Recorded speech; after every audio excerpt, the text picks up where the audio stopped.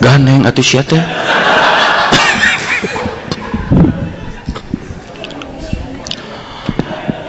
Assalamualaikum warahmatullahi wabarakatuh. Alhamdulillahirabbil alamin wassalatu wassalamu ala rasulina Muhammadin wa ala alihi wa sahbihi ajmain. Ya ayyuhar rahimakumullah, qala Allah ta'ala fil Qur'anil Hakim, a'udzu billahi minasyaitonir rajim, wa ma khalaqtul jinna wal insa illa liya'budun. Qala Rasulullah sallallahu alaihi wasallam, innama bu'itstu liutamima makarimal akhlak, amma ba'du. Hai. Naon jol haik. Olah aing we nu diharupna urang Jepang hungkul. Padahal teuing. Ibu-ibu, bapak-bapak, adik-adik, saudara-saudara seagama yang dimuliakan Allah. Hari ini saya diminta untuk memberikan ceramah rohani, bimbingan keagamaan. Da maneh mah teu ngadarengikeun kabeh malotret atuh lieur ayeuna. Sebenarnya saya bukan ahli. Barangkali yang hadir di sini juga sudah mendengar bahwa saya itu bukan kiai. Saya cuman seniman, artis, pelawak, bintang film. Iya. Naon atuh baru aya penceramah pakai sweet-sweet. Nah dikiranya saya teu bisa.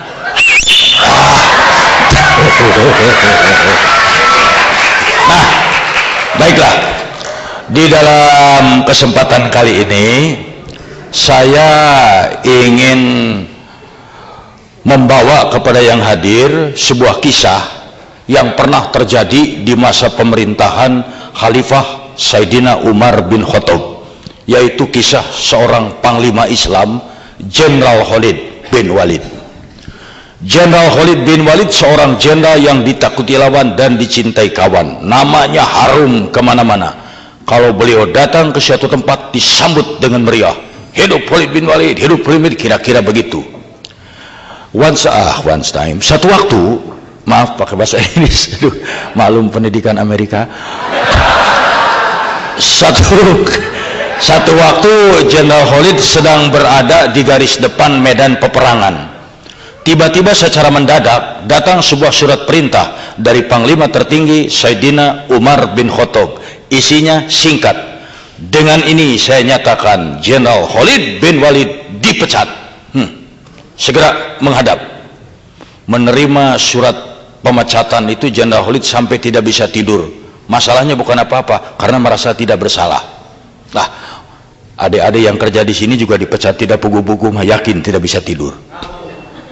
Nah, tapi karena beliau mah prajurit yang baik, taat pada atasan, turut perintah, serahkan jabatan sama pengganti, langsung menghadap Umar bin Khattab. Assalamualaikum ya Amirul Mukminin. Waalaikumsalam. Please sit down. Silakan duduk. Langsung saja to the point. Saya menerima surat pemecatan. Apa benar saya dipecat? Umar bin Khattab menjawab, iya.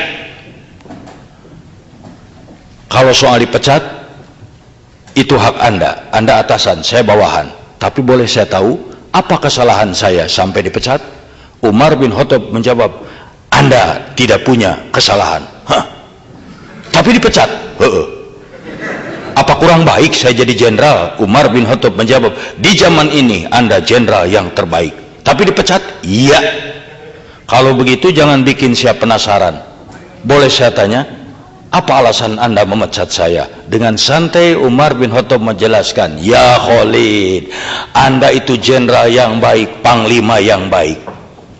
Setiap hari saya dengar masyarakat, rakyat, prajurit selalu memuji-muji Anda. Tidak ada yang menjelekkan. Catat Khalid, Anda manusia biasa. Terlalu banyak orang yang memuji, bukan mustahil dalam hatimu akan timbul rasa sombong. Sedangkan dalam ajaran Islam, innahu la yuhibbul mustakbirin, Allah tidak menyukai orang yang sombong. Seberat debu rasa sombong dalam hati, neraka jahanam yang menunggu. Karena itu maafkan aku, wahai saudaraku, untuk menjaga agar kau jangan terjerumus ke neraka jahanam. Apa boleh buat, saya pecat Anda, supaya Anda tahu, jangankan di hadapan Allah, baru di depan Umar masih belum bisa apa-apa. Mendengar jawaban yang demikian, Jenderal Khalid berdiri memeluk Umar bin Khattab sambil menangis dan berkata, terima kasih ya Umar, engkau saudaraku. Allahu Akbar. Itu jiwa Islam. Di zaman sekarang belum tentu ada 1 dari 1000 jenderal yang begitu. Sekarang mau disuruh bentige, embung. Dan yang paling hebat, setelah dipecat, apa beliau punung? Itu punung bahasa Indonesia naonnya. Apa beliau memunung? Tidak. Beliau balik lagi ke medan perang, bertempur lagi, dengan catatan perangnya bukan sebagai jenderal, bukan sebagai panglima, tapi sebagai prajurit biasa. Bayangkan bekas jenderal perang di bawah komando sersan. Tapi waktu ada yang bertanya, ya Khalid, apa-apaan, Anda sudah dipecat masih mau perang sebagai prajurit lagi? Apa jawabannya? Saya perang bukan karena pangkat, jabatan, saya perang bukan karena khalifah, saya perang semata-mata karena Allah, mencari keridhaan Allah. Indah ini kisah. Nah adik-adik, coba kita ambil inti dari sikap Jenderal Khalid. Anda bekerja di Jepang sebagai ini, sebagai itu, bersekolah di Jepang, menuntut ilmu di sini, segala, hanya satu, mencari keridhaan Allah. Wa ma khalaqtu jinna wal insa illa liya'budun. Mencari keridhaan Allah hanya satu, laksanakan perintah Allah, jauhi yang dilarangnya. Ya. Banyak zaman sekarang orang yang kecewa karena tujuannya bukan karena Allah, tapi karena sesuatu. Anda pergi ke Jepang dengan satu itikat, saya cari Jepang, cari duit, pulang dari sana ke Indonesia, punya rumah, punya mobil. Belum tentu. Saya datang ke Jepang, sulit cari kerja di sana, kita cari kerja di sini, gajinya gede segala. Begitu berhadapan di sini, penghasilan tidak seperti yang diharapkan, capeknya melebihi, Anda akan kecewa. Karena apa? Salah tujuan. Seorang mahasiswa, dia kuliah, karena apa? Ingin jadi sarjana. Setelah jadi sarjana, punya jabatan, punya kedudukan, rumah mewah, mobil indah, itu. Begitu lulus jadi sarjana, cari kerja pun sulit. Akhirnya apa? Dia kecewa, karena salah tujuan. Coba kalau tujuannya karena Allah. Seorang mahasiswa, dia kuliah, ya Allah, begitu mau pergi, saya pergi ke kampus menuntut ilmu, karena diperintahkan olehmu. Thalabul ilmi faridatun ala kulli muslim. Mencari ilmu wajib hukumnya bagi setiap muslim. Go, pergi kuliah. Mau jadi sarjana mau tidak itu urusan nanti. Apa yang harus jadi sarjana itu sukses hidupnya hanya sarjana? Belum tentu. Lihat macan, lihat harimau, apa pendidikannya? SD juga tidak tamat. Tapi dokter dihakan, sob. Saya berani ngadu harimau jeung insinyur. Saya pegang maung. Nah, di sini mungkin juga Anda itu bekerja, mati saya ke Jepang, ternyata di sini kekecewaan yang didapat. Biarin aja, yang penting sekarang saya ke sini mencari keridhaan Allah. Cari keridhaan Allah. Satu. Tapi mencari keridhaan Allah tuh ya tidak gampang. Karena apa? Kadang-kadang we must choice one between two. Kita harus pilih satu di antara dua. Mana yang harus dipilih? Keridhaan Allah atau keridhaan bos? Keridhaan Allah atau keridhaan pacar? Keridhaan Allah atau keridhaan anak? Itu bukan main. Saya ambil contoh. Kalau Anda menjalankan ini karena Allah akan lebih aman. Anda misalnya rajin bekerja karena apa? Bos keras, galak, disiplinnya kuat. Anda akan bekerja rajin sementara bos ada. Si bos ada rajin. Begitu, kemana si bos? Lagi bekerja, santai. Karena apa? Takutnya sama bos.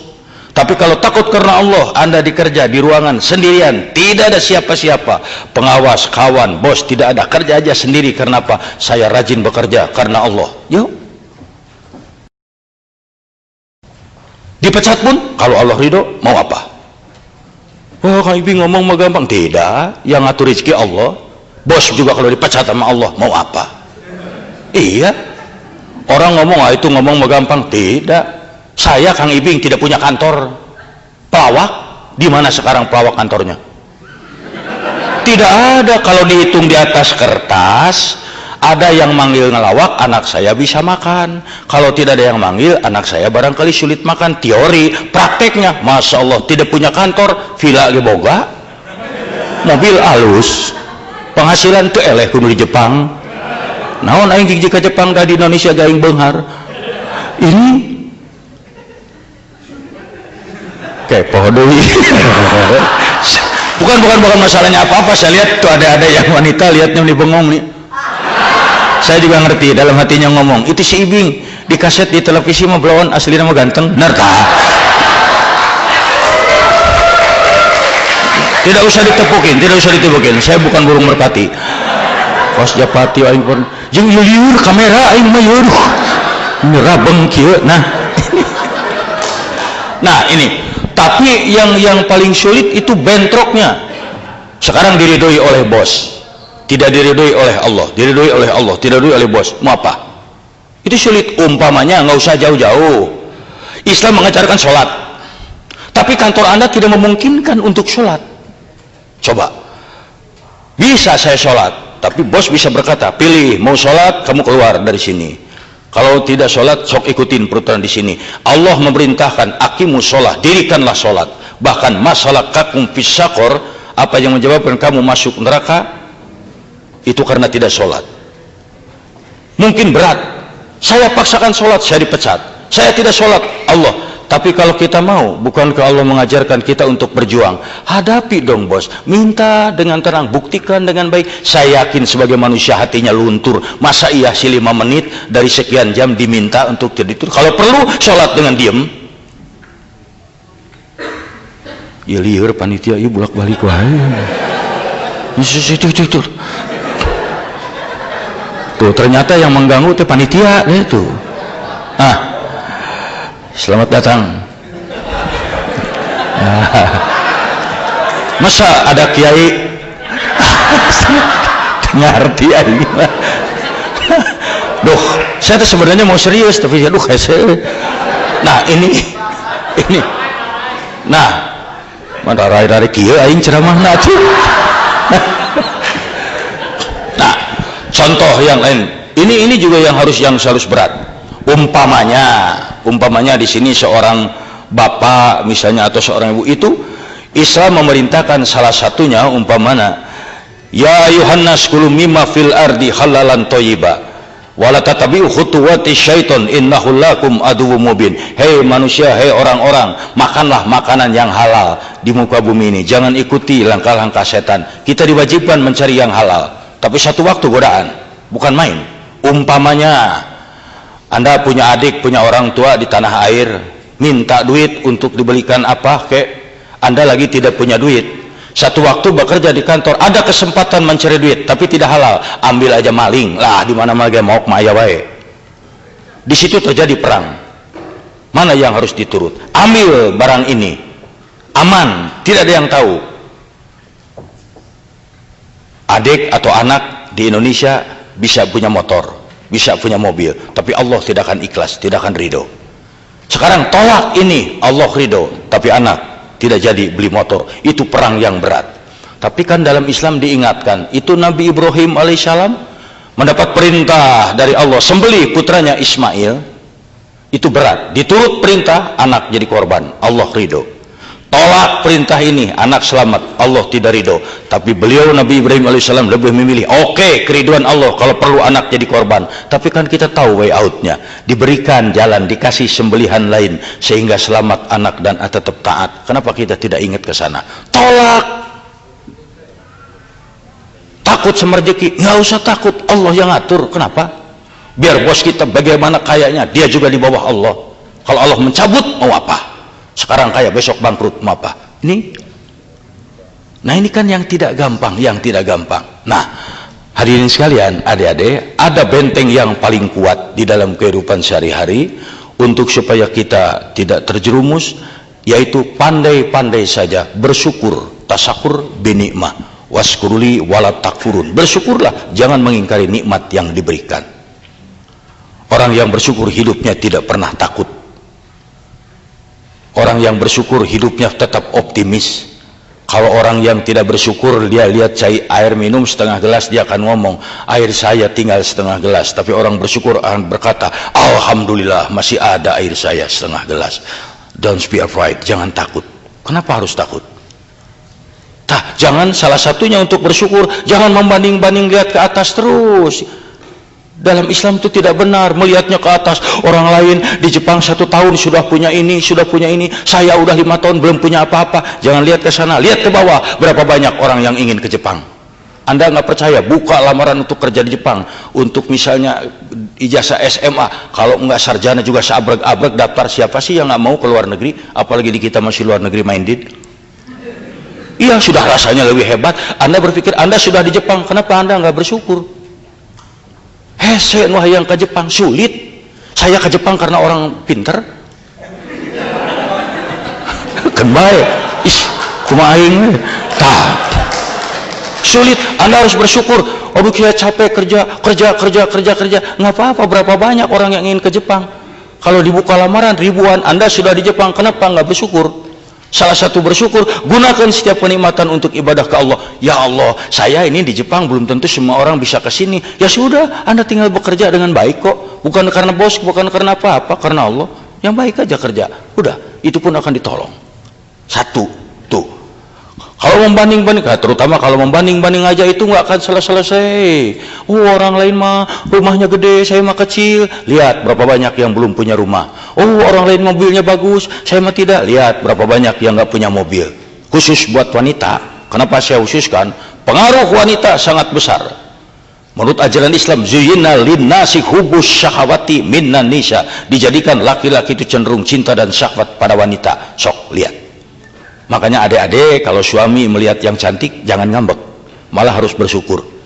Alhamdulillah ya Allah, suami saya masih normal. Daripada nanti suami melirik terus pantat kambing, bahaya ban. Boleh melirik yang cantik, boleh sekali, itu dari Allah. 2-3 kali jangan dari setan. Sekali melihat, aduh cantik, Allahu Akbar, udah. Itu yang kedua jangan. Di mana rumahnya? Itu jangan.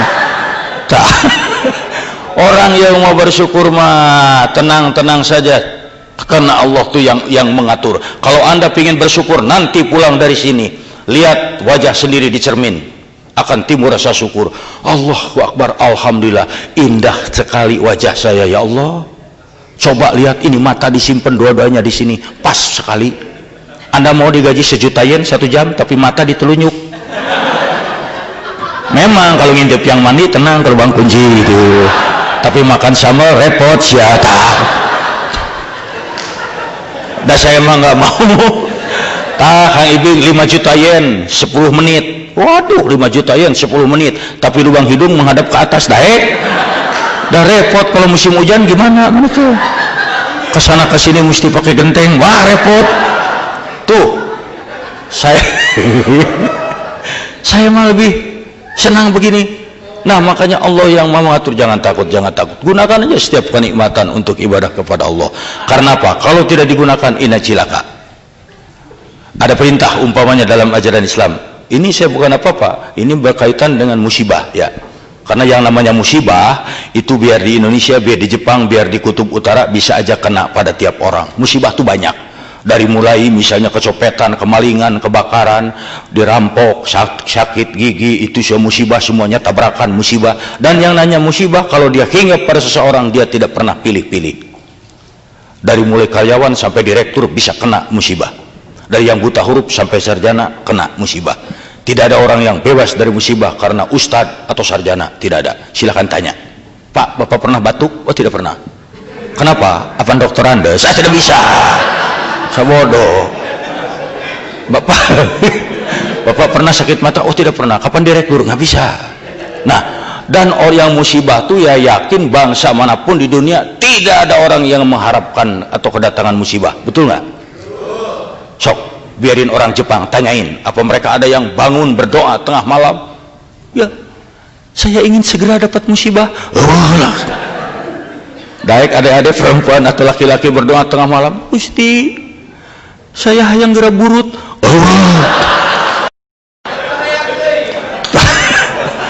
Nah, dan yang namanya musibah ada berapa macam. Satu, musibah itu sebagai ujian. Ujian untuk apa? Untuk meningkatkan keimanan. Anak SD kalau di Indonesia mau naik ke SMP itu ujian. SMP mau pindah ke SMA, SMA mau ke mahasiswa, mahasiswa harus sarjana, ujian. Tanpa ujian tidak naik dia tingkatnya. Demikian pula keimanan, ketabahan terhadap Allah. Tanpa diuji tidak akan meningkat. La tublawuna fi amwalikum wa anfusikum. Kau bakal diuji mengenai diri dan hartamu. Ujian tuh pasti banyak. Mungkin Anda nikah sama orang Jepang, ternyata orang Jepangnya itu punya pacar lagi, kemudian Anda merasa disakiti, itu musibah. Kenapa? Dan yang kedua, masobaka min hasana faminallahi wa masobaka min sayyati famin nafsik. Apa saja yang datang musibah kepadamu itu dari Allah. Apa aja kebaikan yang datang kepadamu itu dari Allah, dan apa saja musibah yang menimpa itu kesalahan darimu sendiri. Semua musibah itu kita yang salah. Sok renungkan.